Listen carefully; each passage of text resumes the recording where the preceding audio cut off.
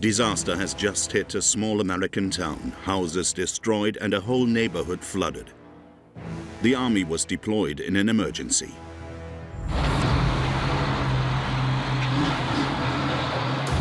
is the U.S. Army. We are here to help. Talk to the sound of my voice.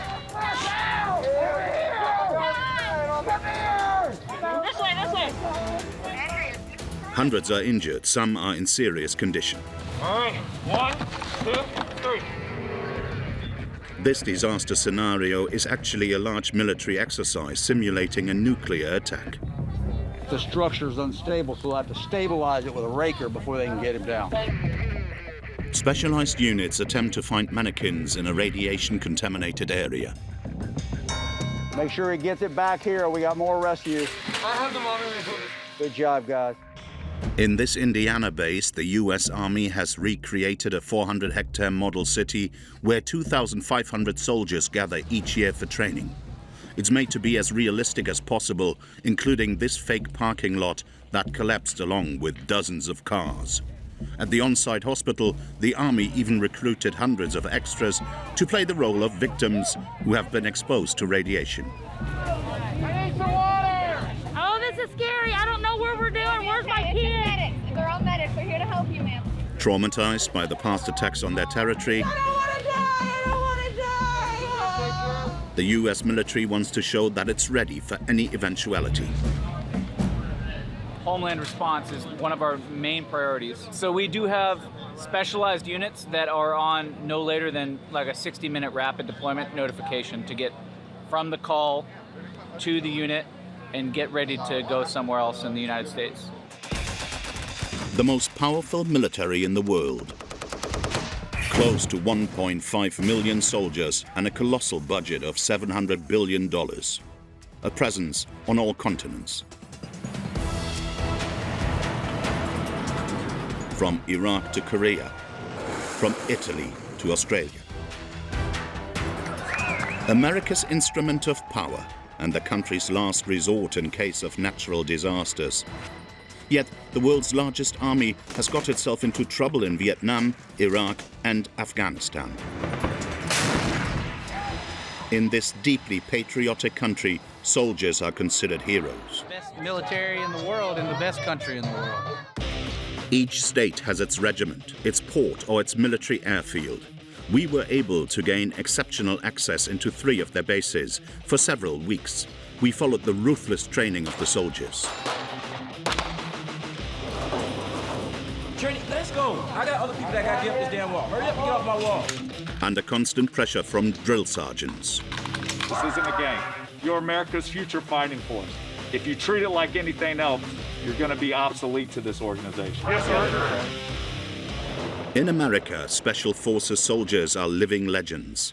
The best Ranger competition collects the best of the best in a grueling series of trials. It's a marathon. Just maintain a steady pace throughout the whole thing and try not to do bad in anything. Every year, the Army recruits 150,000 young men and women. The Golden Knights parachute team plays a part in inspiring them. We can hear the crowd at about 1,500 feet, and that noise never gets old. The military also inspires parents.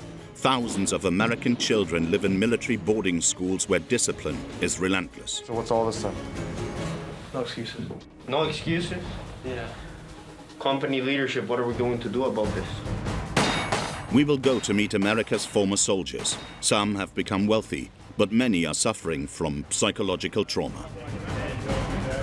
We sacrificed a lot, you know. We're not asking for a huge parade every day, you know what I mean? We just want to be treated with respect. Every year they drive their motorcycles to Washington to show their cause. Paratroopers, millionaire veterans, and extreme hardship. An exploration into military America.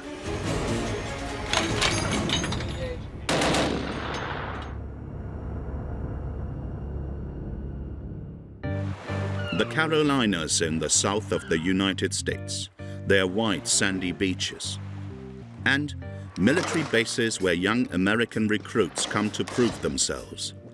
There are 35 barracks here, 150,000 soldiers and their families who have brought life back to entire cities. Like in Columbia, the capital of South Carolina, where the largest U.S. Army training center is located. At the airport, 700 new recruits arrive every week. Most of them come from southern states, such as California, Texas, or Florida. They are mostly men from the American middle class. This afternoon, 50 young people are getting ready to wear their uniform for the first time. As soon as they arrive, they are immediately put in line. I am the drill sergeant in charge of the airport. The last words out of your mouth will be drill sergeant. Yes? Yes, drill sergeant. If you have any rings, watches, earrings, necklaces, bracelets, everything else, including your watch, needs to be secured inside your bags. Do it now. They are barely 20 years old. Most of them have never lived away from their parents. This young man traveled 900 miles from his home state of Ohio. You're going to contact your family. It'll be a very quick phone call. Once you complete your phone call, you're going to turn your phone completely off, then secure it inside your bag. Yes? Yes, sir. Do it now. Hey, Dad. I'm just calling you. Yep, I don't think I can have too long of a conversation. I can't do too long of a conversation. I'll talk to you guys later. Okay, love you too, Dad. A quick goodbye. This young man is not very reassured by the difficult training ahead. Obviously a bit nervous, but I feel like I can, if I just listen to what they're saying, and I don't let my mind overwork me, then I'll be okay. In this very patriotic town, residents have come to cheer on America's future heroes. Good luck, everybody! Have fun! The U.S. Army's newest recruits head to Fort Jackson. In this base, 50,000 young people are transformed into fighters every year.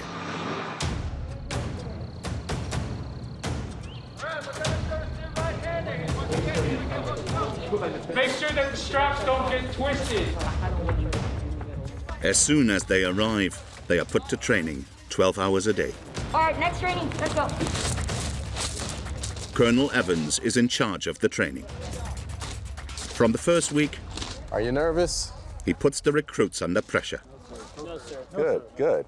That's the correct response I expect for soldiers. This is just the first step of a voyage that's going to last you for the rest of your life. So continue to focus on those fundamentals. That's going to make you a better soldier. And because of that, we're going to be better for it as an Army, okay? Proud of you guys. Today is the first time young soldiers are introduced to recall. And in the U.S., the training is especially tough. Trinity, let's go. I got other people that got to get up this damn wall. Hurry up and get off my wall. Let's go. Drill sergeants constantly yell at the recruits to put them under stress. Trinity, put your guy hand back on the road. Up at 4 a.m., they're exhausted, and no mistake is forgiven. 440. I promise you, if you continue in this business, this will not be your worst day. Go. Next event, the ropes course. Nothing too strenuous. It resembles an acrobatic park more than a commando event. But some of them are frozen in fear. Don't stop, you're gonna lose your balance. Oh my God. Come on, don't swing your leg. Don't get all shaky. This is probably one of the scarier events for the trainees, just because of the fact that they're facing down and they're looking straight at the ground, and it's one of the fear factor. If they can accomplish this, there's nothing that they can't do here in basic combat training. Obviously, not everyone here is used to these kinds of physical exercises.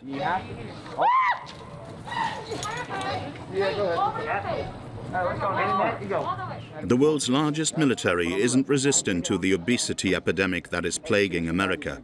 Nearly 1 in 5 soldiers is considered obese. All right, tuck. All right, roll all the way down. The reason the Army is able to turn these inexperienced youths into real soldiers is thanks to expert combat teachers. Sergeant David Castello is a respected firearms instructor. He fought in Iraq, and Afghanistan. Let's go. Now build a rhythm, go faster. There you go. A war machine, uncompromising on discipline. Hey, put your mask on. As he knows that some young people will be going to the front line in a few months and that their lives are at stake. Hey, stop. Kids, stop. You're America's future fighting force. That's what you're building upon right now. If you treat it like anything else, you're going to be obsolete to this organization. This isn't a game. You understand me? Yes, sir. Yes, sir. All right, kids. Rough training. But once their contract is signed, the Army offers these soldiers very comfortable living conditions.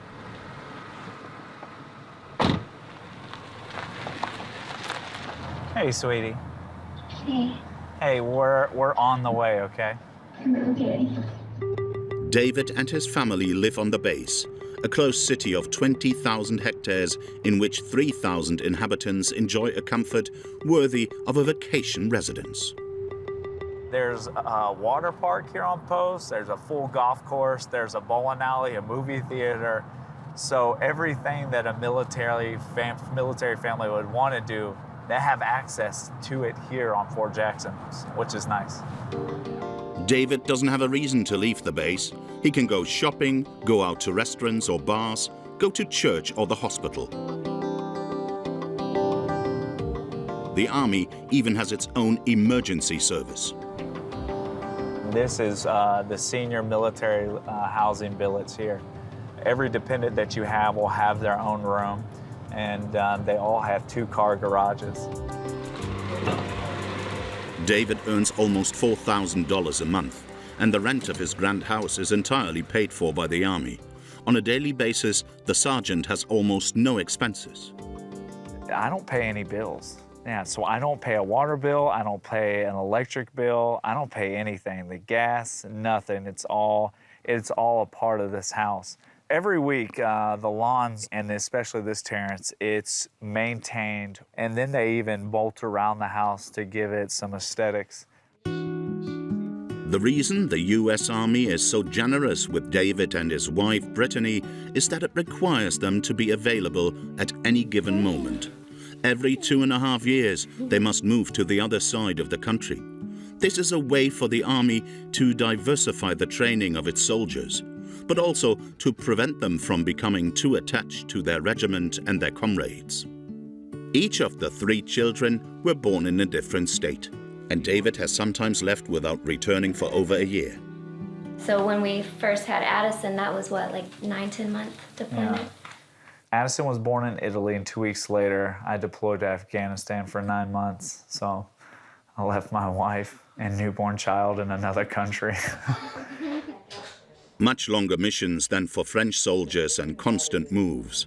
So, to avoid disrupting her children's lives too much, Brittany decided to homeschool them rather than send them to the base school. Okay, we have human, happen, and reason. So it can be hard on the kids because they're constantly, having to go to new places and new schools. And I thought it might just be easier to try it. The family just found out that they must move again. In a few months, they will be moving to Hawaii, 7,000 kilometers away. Once again, the Army has planned everything. David will not have to pack a single box. But one good thing about it is the Army is going to hire a company. They're going to come in here. I don't have to lift a finger. They're going to pack and wrap everything. And once I get there, they're going to unpack it for me in my new house. Despite these comfortable conditions, 1 in 6 soldiers leaves for the private sector each year. For those who retire, the Army has 150,000 positions to replace. So the institution is constantly looking to recruit. And to wow the young recruits, the Pentagon doesn't hesitate to show off. In this hidden corner of Louisiana, the Army flaunts its power. The Blue Angels are in full swing.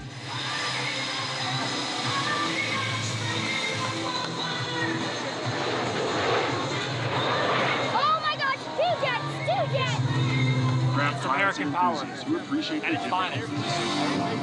An American-style show where an aerobatic plane races a truck pelting at full speed. But above all, it's a staged recruitment operation by the US Army. Away from the crowd, the team of acrobatic parachutists rehearses their show one last time. Hot target. Hot target. Stand by. Stand by. Okay, ready, set, go. The Golden Knights are all parachutists for the Army. They are about to deliver a spectacular performance, 4,000 meters in the air.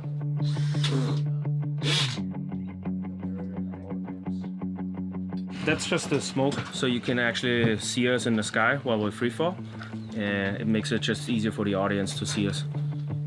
They don't aim to be visible simply for the spectacular show of skydiving.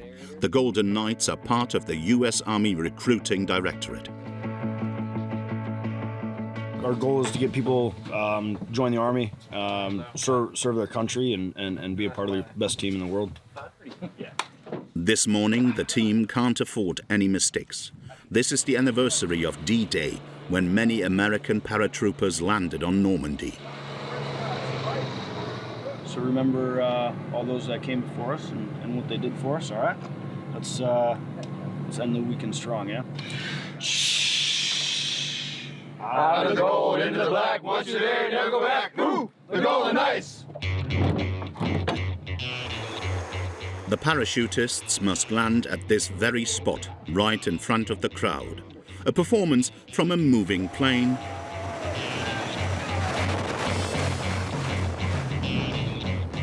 The 8 soldiers jump, then join together in the sky with their smoke bombs. At 900 meters from the ground, they trigger their parachutes and perform a series of figures.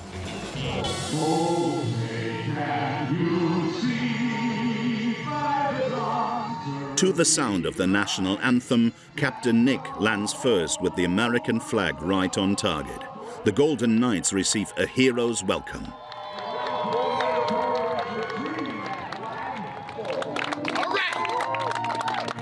Leading the Golden Knights in free fall. He is the team leader for the Black Demonstration Team. Oh, it's wonderful. We can hear the crowd at about 1,500 feet, and that noise never gets old. Nick and his colleagues go to enjoy the crowd. Yeah, thanks. Yeah, thank you for your service, guys. Good job. Thank you for your service. Thank you. We're just the face of the Army. Everybody else, I mean, the Army's full of heroes. We're just the ones that get to come out here. How'd we do? Barely on the ground, the parachutists turn into recruiters. Almost got it. You've almost got it. Here, I'll give you a little. They teach the children how to pack a parachute.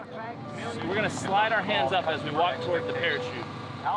Their goal to inspire younger kids to one day become a parachutist. The Golden Knights are my favorite.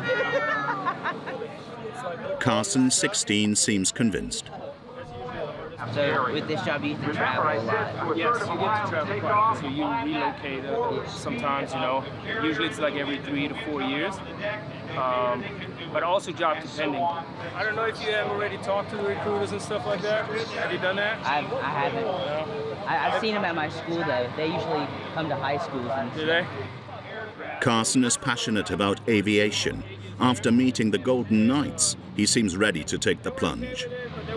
I feel like they're just so cool. It's like I want to be them, or work for my country, and I love my country. So Carson will have to wait until he turns 17, the minimum age requirement before joining the Army. You guys want a brochure? To recruit thousands of boys and girls each year, the Pentagon has a huge budget of over $1 billion. It's the will to fight and determination to win. The money invested into these clips that resemble blockbuster films. To appeal to young people, they are increasingly aiming to look like video games. In poor southern states, like here in Louisiana, the Army also deploys hundreds of recruiters. In America, where inequalities are high, they promise attractive benefits to the underprivileged youth. This morning, Owen and Carter, 18, have an appointment at a recruitment center.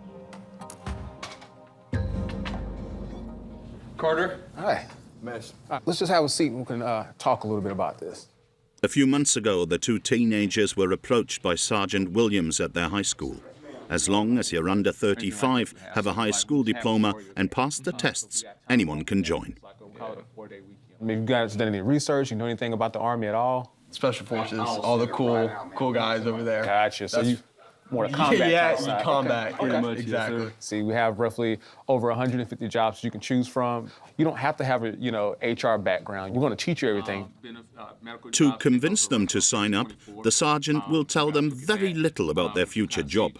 His main argument is all the social benefits that the Army can offer them. So you're not paying for medical and dental. The Army's going to take care of that. We're going to give you housing.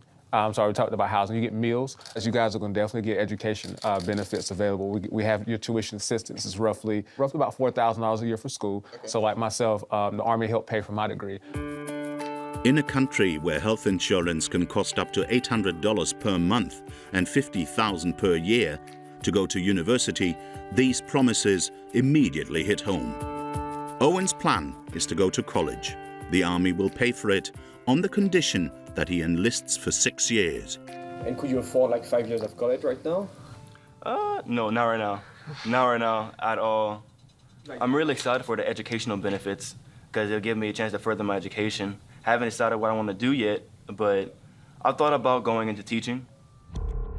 And for the most exposed units, the Army offers a $34,000 bonus. Again, under the serious condition that they will become an infantry fighter. Once they complete basic training, their job training, that $40,000 or so is in their bank account. So where do I sign? Hey. Aren't you scared of dying or getting injured at work? I am, but at the same time, it's like, I mean, it's for the country. And I don't want my family doing it. I want it all on me. By the end of the interview, both teens decided to enlist. Man, it was a pleasure meeting you. Yes, sir. By joining the infantry, they can earn up to $42,000 a year. The military career is a way out of poverty that continues to entice new recruits, especially women. They represent 16% of the workforce, one of the highest rates in the world. This single mother is reluctant to enlist. She's worried about going on a mission away from her baby. After I won't have to go anywhere, it's no active duty or nothing. So you talking about like a deployment and stuff like that. They let you know way in advance. Like he knew he was going to Africa way in advance. It's gonna suck, I'm not gonna lie to you, being away from your child, of course.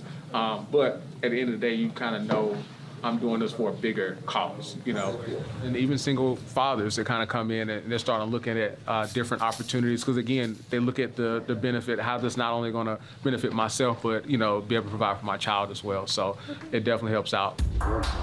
In this office alone, 100 women and men sign up each year. Many have hopes of joining the Special Forces, famous for their daring operations and unusual standards. In particular, the Rangers, an elite unit of only 3,500 members.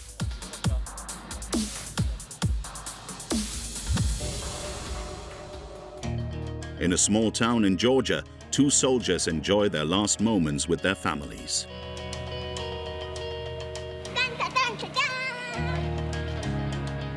Joshua, 36, and Ryan, 31, are about to take part in one of the most difficult tests of their lives. Daniel, turn around. Turn around, bud. Coming up, we got the best Ranger competition that we're going to be doing. And Ryan here's my partner. We're going to be partners on a team.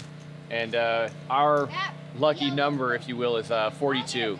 So you got running, ruck march, shooting, swimming, rappelling, obstacle courses, the whole plethora. The best Ranger competition, 3 days without sleep. The best fighters of the American Army compete. Find your plate, please. Tonight, Joshua and Ryan are taking a break after months of intensive training and dieting. Because that's what the competition will have, is be covering many miles. So that's what it basically boils down to, getting as many miles packed into 1 week. How many miles? Capped out at like 80, 85. A week? In a week, yeah. But there's no other competition that compares to Best Ranger. But just the amount of stuff that the competitors are asked to do, physically and skills-wise. These two soldiers have endured strenuous combat in the mountains of Afghanistan. The challenge that awaits them will put them to the test. In my head that can make me turn it into a calculator. It's 4:30 a.m. at the Fort Benning base. Hundreds of relatives are already there to encourage the candidates in a jovial atmosphere. This year we had 51 total teams. Joshua and Ryan got up at 2 in the morning. Team 42 for Sergeant First Class Peterson and Sergeant First Class Van Horn. Each of the elite units sent their best and brightest to compete against each other. The first event, 10 kilometers in combat gear, just to warm up. Now is where it gets difficult for Joshua and Ryan, with the dreaded obstacle course. At the beginning, the two teammates look pretty confident. I think the swim is going to be the worst. Joshua and Ryan get through the first obstacles with ease, but as they cross the gap, Ryan feels his strength falter. He gets a second try.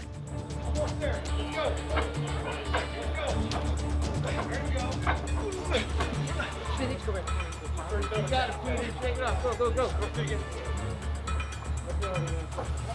There you go, bro. There you go. You got it.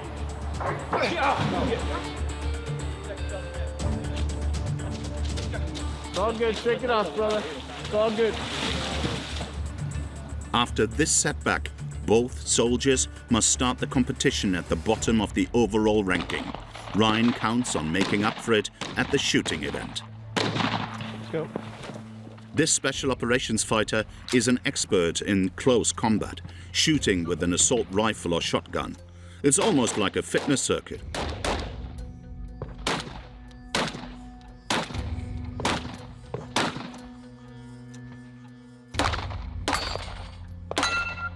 Go. The team must then storm this enemy building in a minimum time. The descent is more complex than the ascent. You got it. Both partners finish first in this event. This is a tiebreaker. Okay. For them, hope has returned. Bro, you fucking crush it. 10, 11. Shooting with a sniper rifle, leading the rescue of a wounded pilot in an enemy zone. Still good, holding. Blow up an enemy position with a grenade or a rocket launcher. The competition reflects the unique skills of the Rangers, the elite of the US Army. Fighters who, like Ryan, are always the first to land in hostile terrain. Am I good? I wanted to be a part of a unit that was, kind of the tip of the spear. They get to do things that other units don't get to do. They have capabilities other units don't have, and you really get the opportunity to make a difference in any situation that pops up worldwide, because they're going to be one of the first units that gets called on to go handle a situation. Recently, the Rangers made a spectacular show of skill by participating in Syria in the elimination of terrorist al-Baghdadi, the leader of ISIS, an operation that made America proud. Last night, the United States brought the world's #1 terrorist leader to justice.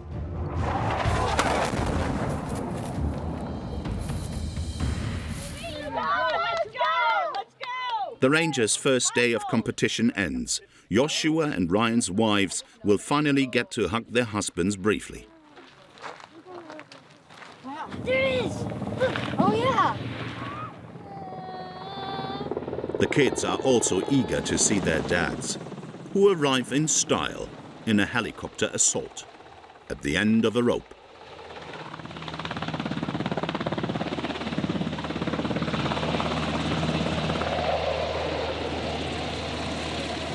Yes, I see him! I see Daddy! I see another 40. Hey, Daddy! Hey, hey, hey. So you were going in the helicopter? Yeah. Fun? What do you think? Yeah.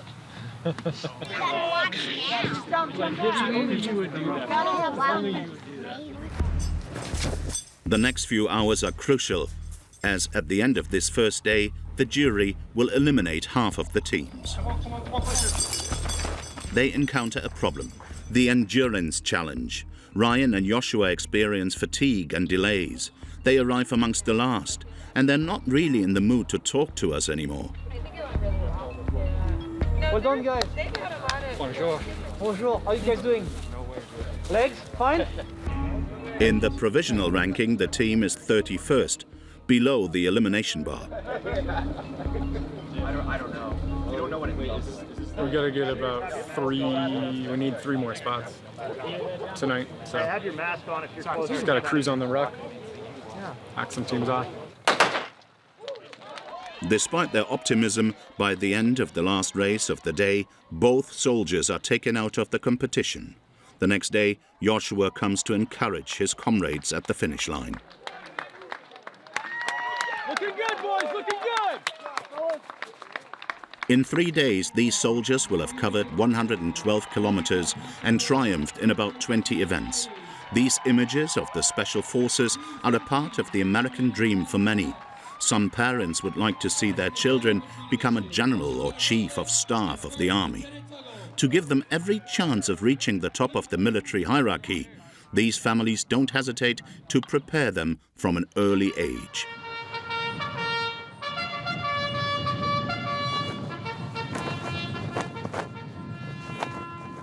In Missouri, a conservative state in the center of rural America. For 130 years, young boys have ended each day with the sound of a bugle, meticulous ceremonies, and impeccable uniforms. It's like being in a barracks. The Missouri Military Academy does not belong to the Army. It's a private high school which offers an education in military values. The 200 students are mostly sons of bankers, lawyers, and doctors.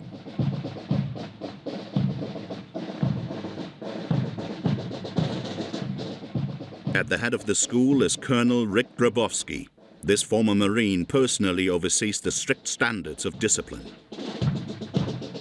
They could have done a little bit better, so they're going to get some additional instruction tonight on formations.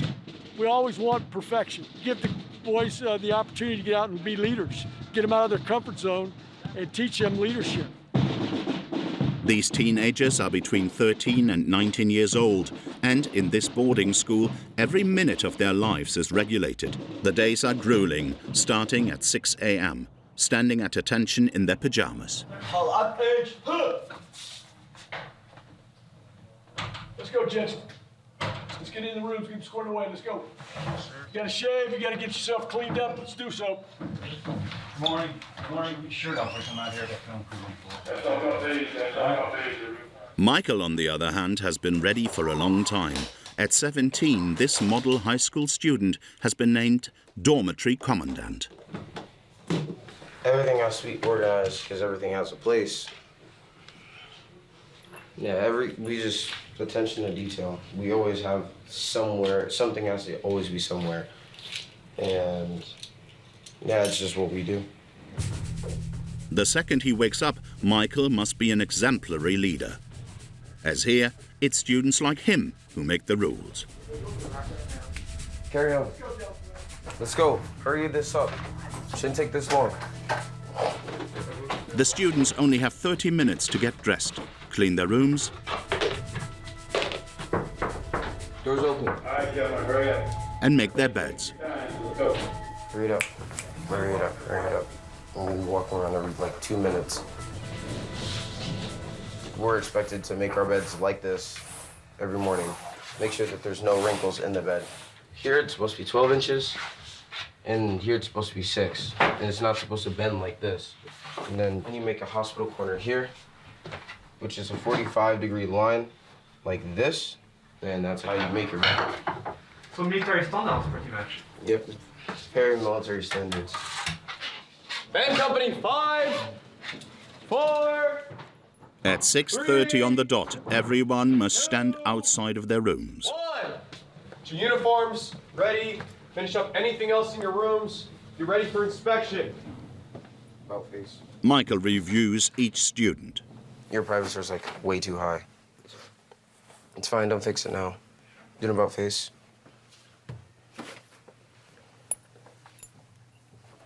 You need to get your pants lengthened, all right? Sir. Do an about face. And no one would dare to contradict the young leader. I'm a company commander. Everybody in this company has to listen to me. And then even when cadets aren't in my company, since I'm a high-ranked team, so have to listen to what I say. Is it all? They just get punished. A life under constant surveillance, with no privacy. Every move is made at marching pace, even to go to breakfast.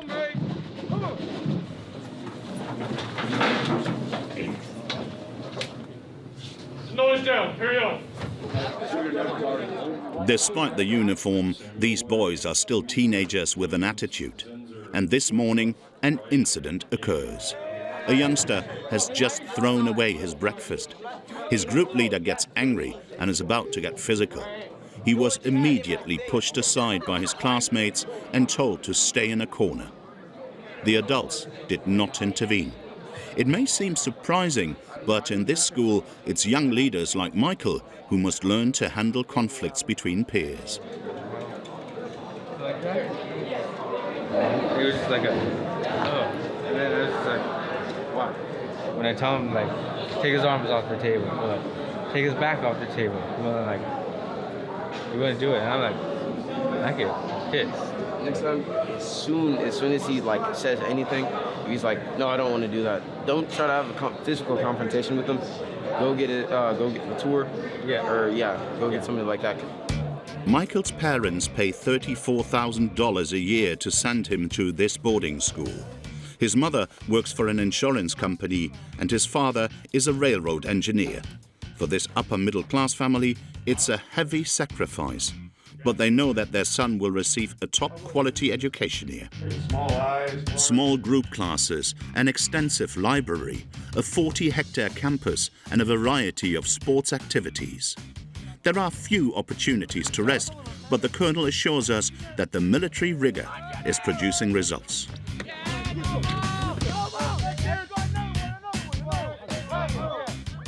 Most of our parents see an instant improvement in their grades in the school because of just the fact that they have, there's things here that they cannot do, like go out at night and relax and do whatever they want.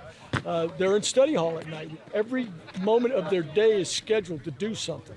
And so the academic side typically goes up pretty quickly. The students are constantly put in competition with each other to push them to excel. In a few days, a ceremony will present Michael and his band to all the other classes of the school. So their teacher, Robert, a former musician in the British Royal Navy, doesn't forgive any mistakes. Look in!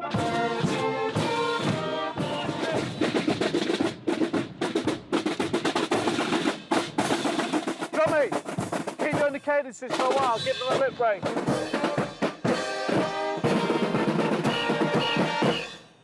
They give it 100%. I ask for 120%. I'll always push them as much as I can. Isn't it too much sometimes for kids in a young age? Yes and no. In the moment, yes. But later on in life, I think it builds character, stamina, endurance. So we all know in life things happen which we don't expect, and you have to be able to deal with that. Only a few days left to improve before the end of year competition. As a good band leader, Michael motivates his troops one last time.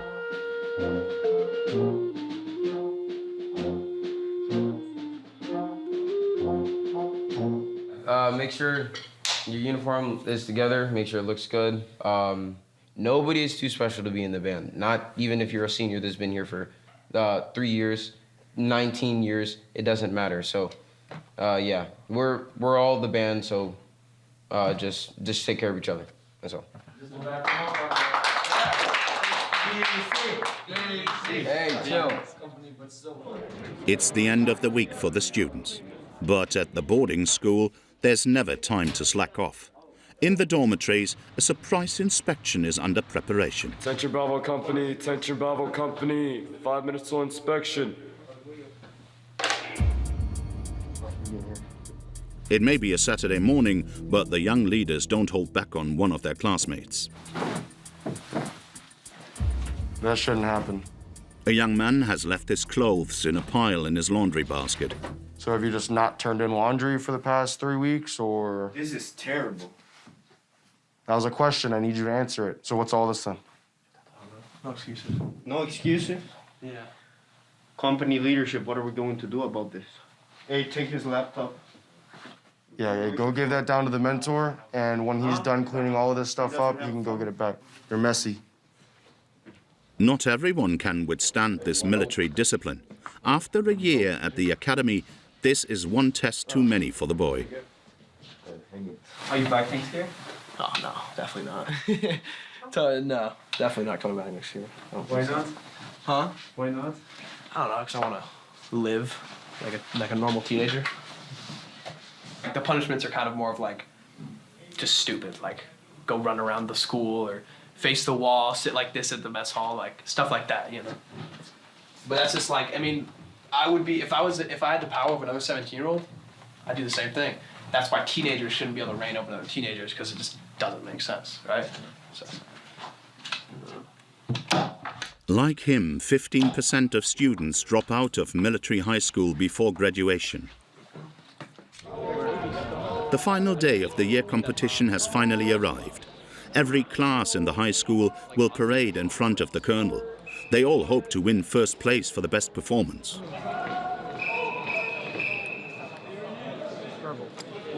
It's really competitive. All the companies are in competition, and then we get graded. Band usually wins, but like, I'm hoping that we can win today. The ceremony will be broadcast online and will be watched by parents all over the country. He's using the restroom. No, he's not. Ladies and gentlemen, the Missouri Military Academy welcomes you to our 2021 Mother's Day review.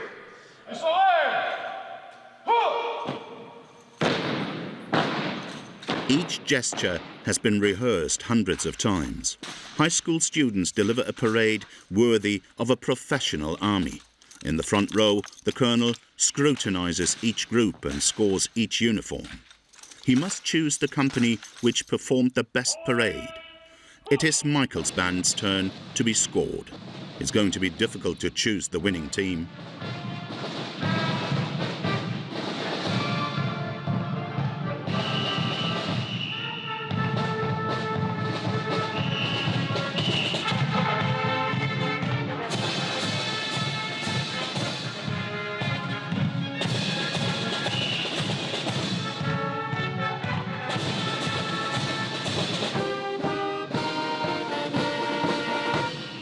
We're now going to announce the results for the review. And the winner is Delta Company. Delta Company won first place. The colonel also chooses the student who will command all the high school students in the new school year, and it is Michael. So next thing is supposedly... You did it! The best of the high school students will go to the most famous military schools like West Point or the Naval Academy. They know that the U.S. Army will open up opportunities for them for life in American society. In this very patriotic country, many former soldiers take advantage of America's love for the military to build fortunes. After the military, 1 in 20 veterans start a business. All right, go ahead, boys. Lock and load. In southern Arizona, a businessman takes a break in the middle of his workday. Ellie Crane, 41 years old, All right, move up to the tree. is a former member of the prestigious Navy SEALs. Nice, 2. Star. The ex-sniper has lost none of his old reflexes. Man. Little rusty. It's just fun because you have to focus in on what you're doing, and so it makes you block out all the other distractions in your life. And there's no shortage of things to worry about since Ellie founded his company 8 years ago. In his Tucson workshop, his past as a soldier is never too distant.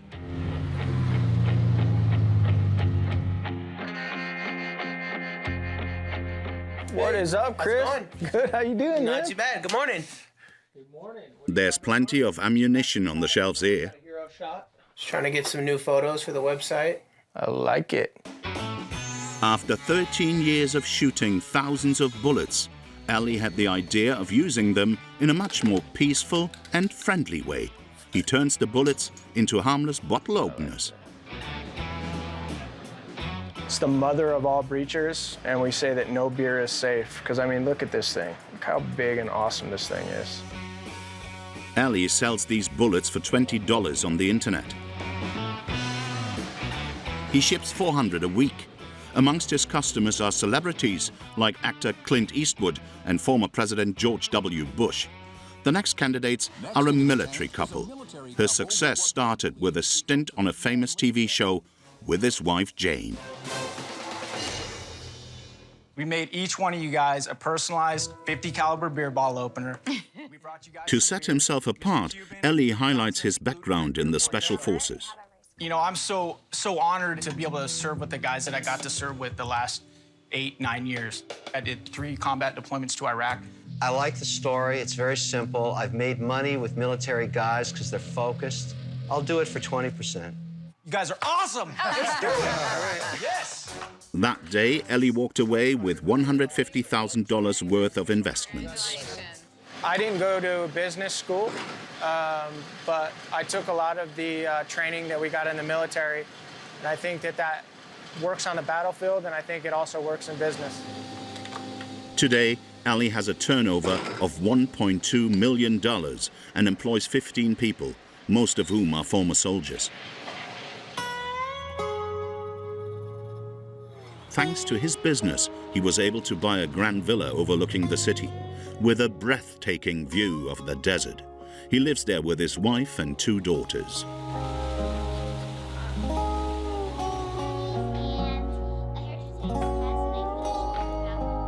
How was your day today? Good. In Bible today, we were learning about spiritual work. But like all former soldiers, Ellie is still haunted by the memory of his years on the front lines. He lost several comrades there. Chuck got killed. Jimbo. What happened to him? He got shot by the scar. It makes me miss it. It makes me miss the guys. I got ambushed by 3 guys with machine guns at like about 110 yards, and it was like I was really close to getting killed. And I feel like it's the big reason why you go big. yeah, You go big with the house you bought, you go big with the business you own, you just go big in life because you understand how short life is. Ellie's next challenge is to use his image as a soldier to get into politics. A possibility, as Americans like to elect veterans. In the United States, 17% of the members of Congress are former military. But on the other side of the country, other ex-combatants feel that America has forgotten them. In the hills of Virginia, the graves of soldiers stretch as far as the eye can see. 7,000 of them died in combat in Iraq and Afghanistan alone. But many have been victim of the suicide epidemic, which claims 6,000 veterans each year. In this house lives a former Marine who has dedicated his life to his country. So this is my, I guess, retirement gift or parting gift from my last unit. It's a 9mm. It's the civilian equivalent of what we carried as a sidearm. So it was kind of a reminder of those times. From his 15 years of combat in the Marines, Zook doesn't only have good memories. Hey bro, what's up? This is Howie. Like his friend Hogg, he suffers from post-traumatic stress. For them, motorcycling is more than a passion. It's therapy. This is the bike. I came back from a deployment and I needed a healthy distraction. And so coming back, from a long deployment, my first Afghan deployment, mentally and emotionally, I just wasn't in a place to cope, And I knew alcohol. I do tell people sometimes this bike, the reason I don't sell it or get rid of it is I feel like in some ways it kind of saved my life. Depression, nightmares, a daily occurrence for 500,000 Iraq and Afghanistan veterans who have been diagnosed by the military with combat-related trauma. It's a good outlet, especially for us military guys. I can only speak for myself, but a lot of times, stuff that happens in your head gets to be a little too much, so it's nice to be able to jump on the bike and just forget about stuff. Zook is the founder of the Sons of Blackwater, a motorcycle club dedicated to fighting veteran suicide. Every year, over 6,000 ex-soldiers end their lives, a suicide rate almost twice that of the general population. At the clubhouse, Zook and his friends meet on weekends to support each other. It's my brother Grump here, retired soldier, Army. And to spread some military fun. This, of course, our Mattis Shrine, which we're very proud of. General Mattis led the invasion into Iraq. He's had very notable quotes that we all love as Marines. He used to say, I love that Marines can be polite and be professional, but they have a plan to kill everyone in the room. From the military, these former soldiers have kept the spirit of camaraderie. Mac, I need you to do me a favor and go behind the bar. Yeah. And do an inventory check real quick, please. I can do that. Thank you. Appreciate it. At 70 years old, Mac is always willing to help out at the club. Every year he organizes a big event in the heart of the American capital. It's a matter of parking 10,000 or 20,000 or 30,000 of our closest friends. This Vietnam veteran demands that the psychological injuries of veterans be better taken care of. They say that about 22 veterans a day are taking their own lives, and that's not acceptable. And you'll hear all these motorcycles leaning really hard on the throttles, making as much noise as you can, so people inside the Capitol will get their attention. The next day, thousands of people were already gathered at this parking lot on the outskirts of Washington, D.C. You can't miss Mac, who guides the arrivals. Follow him, making a big loop. These ex-soldiers come from Indiana, Kentucky, or Mississippi. Some ride for 20 hours, demanding a major national plan against suicides. So this is a way of reminding our nation's leaders that we have not forgotten, and we don't want our government to forget either. 25,000 bikers drive to Washington, D.C. In front of the Capitol, the seat of the Parliament, they make sure to make their engines roar to remind their elected representatives of their fight. Given the scale of their event, there is no doubt that the veterans will be heard.